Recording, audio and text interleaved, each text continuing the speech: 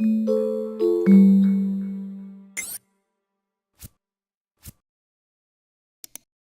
this video, I'm going to show you how to create a new sprint in Rhythm.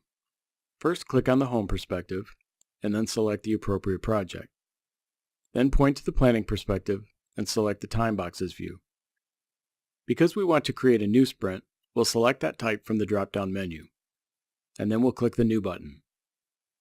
In the Create Sprint dialog box, we'll first give the sprint a name. We'll leave the capacity set to its default of 40. Then we'll choose a start and finish date. And finally, we'll select a release from the drop-down menu. When we're finished, press OK. And if you need to delete the sprint, just click on it to select it, and then click on the Delete button.